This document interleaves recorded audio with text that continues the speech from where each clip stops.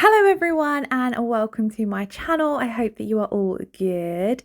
In today's video, we're going to be doing an acrylic base nail with a gel polish marble design and finishing off with a little bit of stamping. So I hope you all enjoy watching. I'm jumping straight in to on top of my clear tip. I haven't popped down a clear base today because I'm going to be building up the entire nail with my core color, which is CJP Fantasy. So if I was doing this design on myself, I wouldn't stress about putting a clear base down. I would just jump straight in with my acrylic color. So that's what I've done for today's design on my practice hand. So I'm working with quite a large bead of acrylic here, and in all honesty, my brush just was making this acrylic application a lot harder than it needed to be. I haven't used this brush in a little while and I think it has some acrylic stuck in it, and whenever you get a little bit of acrylic stuck in your brush, it makes your application harder. But as you can see here, I'm just coming in and I'm building up the entire nail using my core color. So I've come in, placed that first bead of acrylic down and walked it down to the tip of the nail, and then here I'm coming in with my cuticle and apex bead, and this bead I don't take it as far down the nail, so I'm leaving a lot of it down in that apex area to build up the apex, and then I'm kind of just blending the top part of that bead down into the previous bead of acrylic. Now, depending on the length of the nail and how you work, you will have your preference on how many beads of acrylic you do this in. I did it in 3. So as you can see here, I've done 2 beads of acrylic so far, and then I'm just not 100% happy of how the apex area is looking.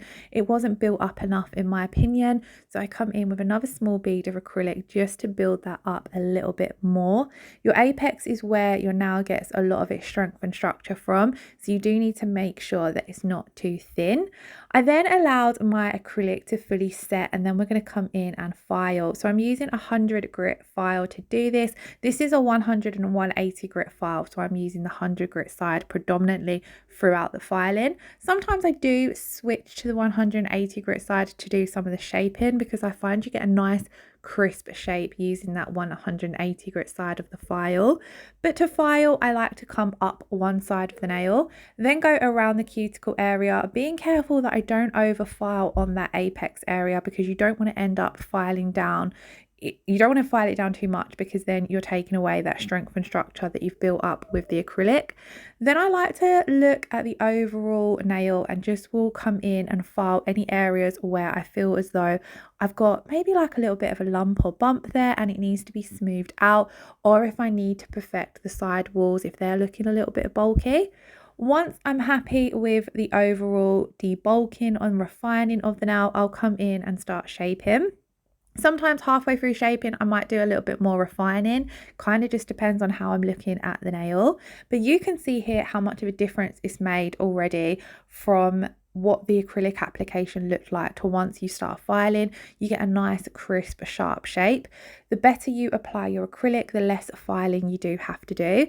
So here is where I've switched to that 180 grit side of the file, and I'm just getting a nice sharp shape. Wanted to keep with the shape of the tip that I'd applied, so kind of like a coffin / tapered square. It probably is a little bit more on the coffin side. Off camera, I then made sure to clean away all of that dust, and we're then going to move on to our gel polish nail art. So I wanted to do an autumnal marble, so I'm going to take my Kiki London blooming gel and I'm going to apply this to roughly 3/4 of the nail. I'm not taking the marble all the way down to the cuticle area, so I didn't need to take my blooming gel all the way down there. Then for my marble, I'm going to use this gorgeous green, which is Solidier Girl, then Hazel Night, which is one of my absolute favourite browns from Kiki London because it has a beautiful shimmer to it. And then I'm also going to use Toffee Break. So 3 autumnal colours. I did have a suggestion on my channel to do some green and brown autumn nails, but I just haven't had the time to do it, so I thought I would do a quick gel polish marble in today's design. I probably am going to start moving on to more Christmassy content next week on my channel just because I really want to get into it early. As a content creator, I feel as though everywhere's just flooded with Christmas designs now, so it'd be great to start doing them. And I do have some new Christmas nail art that I want to share with you all. So I'd marbled those colours together on my palette, and then using my round nail art brush, I'm just picking up that marble and gently placing it into the wet blooming gel. And then it kind of just pulls off of your brush easily into that wet blooming gel. And then because the blooming gel is still wet, it's going to allow the marble to start blooming and coming together a lot more.